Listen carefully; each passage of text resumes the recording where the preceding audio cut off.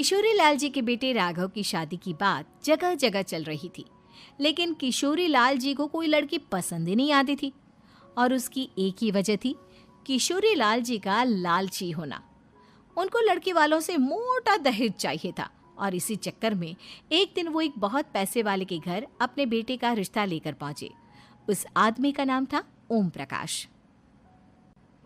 देखिए किशोरी लाल जी, मेरी एक ही बेटी है और मेरी सारी संपत्ति जायदाद सब कुछ मेरी बेटी नैना का ही है। पापा, नाम से लगता है बहुत खूबसूरत होगी। कितना अच्छा नाम है ना, नैना। ओ, वैसे बात तो सही है आपकी। अब इतना पैसा है, जमीन जायदाद है, इकलौती बेटी, आप भी क्या करेंगे? सब कुछ उसे ही देंगे ना। बिल्कुल ठीक पहचाना आपने। बस बेटी की शादी और सारी जायदाद उसके नाम। पापा, बिना देखे हाँ कर दीजिए ना। इतना अच्छा रिश्ता फिर कहाँ मिलेगा? माला माल हो जाएंगे हम। मैं अपनी बेटी को बुलाता हूँ।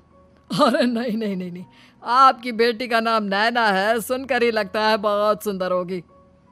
रहने दीजिए अंकल, मैं तो आपकी बेटी के नाम से ही इतना खुश हो गया हूँ कि उसे बिना देखे शादी करने को तैयार हूँ। अब तो मैं उसका चेहरा सीधे शादी के बाद ही देखूंगा। और इस तरह राघव नैना का चेहरा नहीं देखता और उससे शादी कर लेता है। शादी के बाद अपनी सुहाग रात पर जब राघव नैना का घूंघट उठाकर देखता है तो नैना की आंखें बंद थी। कितने खूबसूरत हो तुम नैना, जरा अपनी आंखें खोलकर मेरी तरफ देखो तो सही। नहीं, मुझे शर्म आती है। अरे, मैंने तुम्हें शादी से पहले भी नहीं देखा, और अब अगर तुम आंखें खोलकर मुझे देखोगी भी नहीं तो मुझे अच्छा कैसे लगेगा? इससे पहले कि नैना अपनी आंखें खोलकर राघव की तरफ देखती, अचानक से लाइट चली गई और राघव नैना को पूरी तरह से देख भी नहीं पाया। अगली सुबह नैना राघव के लिए नाश्ता बनाकर लेकर आई। अरे ये क्या, आधा पराठा सेका हुआ है और आधा बिल्कुल कच्चा। ये तुमने क्या किया नैना? बहू, तुमने क्या आधा पराठा तवे से नीचे लटका कर रखा था, जो आधा सेका है और आधा कच्चा? मुझे जितना दिखेगा उतना ही तो सीखूंगी ना पापा जी।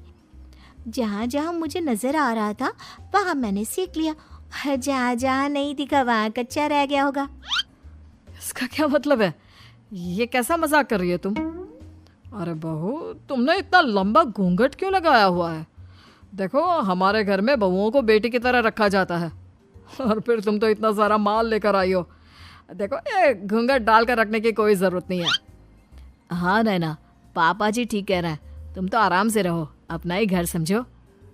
नैना अचानक से अपना घूंघट उठा लेती है। अरे ये क्या पापा, नैना की तो एक आंख फूटी हुई है। नाम से नैना, लेकिन ये तो कानी बहू निकली। मेरे साथ धोखा हुआ है, धोखा। बिना दिखाए अपनी कहानी लड़की मेरे संग ब्याह दी। मुझे कहानी भी नहीं चाहिए। मुझे अभी ओम प्रकाश जी से बात करनी पड़ेगी। आखिर उन्होंने मेरे साथ ऐसा किया क्यों? अरे, आप लोगों ने ही तो पापा से कहा था कि आप लोग शादी से पहले मुझे देखना नहीं चाहते। अब मेरे पापा पर क्यों इल्जाम लगा रहे हैं?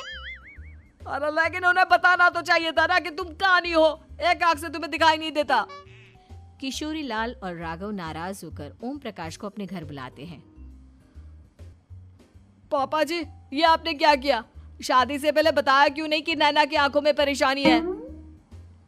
अरे, आप ही ने तो लड़की देखने से मना कर दिया था। और लेकिन आप बता तो सकते थे। आपको तो हमारी बेटी की प्रॉपर्टी चाहिए थी, वो भी पूरी की पूरी। अब क्या हुआ अगर उसे आधा दिखाई देता है?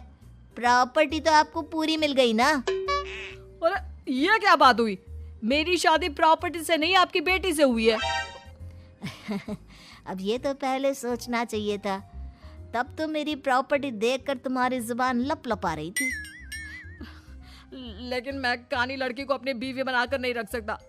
पापा, कुछ करिए ना आप। हाँ, करता हूँ। देखिए ओम प्रकाश जी, आप हमारे साथ ऐसा नहीं कर सकते। और तुम देखो, अगर तुमने मेरी बेटी से शादी तोड़ी ना तो जो भी प्रॉपर्टी मैंने तुम्हें दी है वो तो पूरी की पूरी वापस ले ही लूँगा और आधी प्रॉपर्टी तुम्हारी भी लूँगा। अरे मेरी आधी प्रॉपर्टी भला क्यों लेंगे आप? इसलिए क्योंकि मेरी बेटी को आधा नज़र आता है और उसकी नज़र अभी तक तुम्हारी आधी जायदाद पर ही पड़ी है। अब तुम उसे घर से निकालोगे तो कुछ तो लेकर जाएगी ना। और अगर हम आपकी बेटी को अपने घर की बहू बनाकर रखे तो? तो तुम्हारी पूरी प्रॉपर्टी तुम्हारी ही रहेगी और जो मैंने तुम्हें दिया है ना उसमें से बस मैं आधा लेकर जाऊंगा। अरे लेकिन अब आप अपनी दी हुई प्रॉपर्टी में से आधी वापस क्यों लेकर जाएंगे? अगर मैं आपकी बेटी को अपनी पत्नी बनाकर रखने को तैयार हूं तो? इसलिए ताकि भविष्य में अगर तुम मेरी बेटी को धोखा दो तो उसके पास कुछ तो रहे जो पति का हो। वैसे मेरे पास तो बहुत कुछ है लेकिन अपने पति की कोई निशानी तो उसके पास होनी चाहिए ना। अब अगर तुमने मेरी बेटी को कानी कहा तो तुम्हें प्रॉपर्टी भी कानी ही मिलेगी, पूरी नहीं। जमाए राजा। किशोरी लाल और राघव समझ चुके थे कि वो बुरी तरह फंस चुके हैं और अब उनके पास वहां से निकलने का कोई चारा नहीं है। अब समझ में आया ना, लालच बुरी बला होती है। एक तो तुम्हें प्रॉपर्टी मिली, ऊपर से बीवी मिली, उसमें तुम्हें नखरे भी दिखाने हैं। आए बड़े, चुपचाप बैठो दोनों। कुछ दिनों के बाद नैना राघव की कार लेकर बाजार घूमने निकलती है और जब कार लेकर वापस आती है, ये क्या? एक तरफ से मेरी गाड़ी पूरी खराब हो चुकी है। लगता है तुमने मेरी गाड़ी को किसी दूसरी गाड़ी के साथ एक्सीडेंट किया है। अरे अरे कितना बड़ा नुकसान कर दिया तुमने बहू। वो क्या है ना पापा जी, मुझे एक आंख से दिखाई नहीं दे रहा था, सामने से गाड़ी आ रही थी। मुझे तो सिर्फ आधा ही दिखाई दिया और वो गाड़ी मेरी कार से रगड़ते हुए निकल गई। अब मैं क्या करूं बताओ? आप इसे ठीक कराने के पैसे कौन देगा? तुम्हारे पापा। तुमने मुझसे इस तरह से बात की? अभी रुको। नैना राघव की शिकायत ओम प्रकाश को कर देती है। देखो राघव, अब जो मेरी आधी प्रॉपर्टी तुम्हारे पास थी ना उसमें से आधी और मैं लेकर जाऊंगा क्योंकि तुमने मेरी बेटी को डांटा। अरे नहीं पापा जी, गलती हो गई, माफ कर दो। गलती की तो कोई गुंजाइश ही नहीं। अगली बार मेरी बेटी को डांटा तो बची हुई आधी में से आधी और ले जाऊंगा।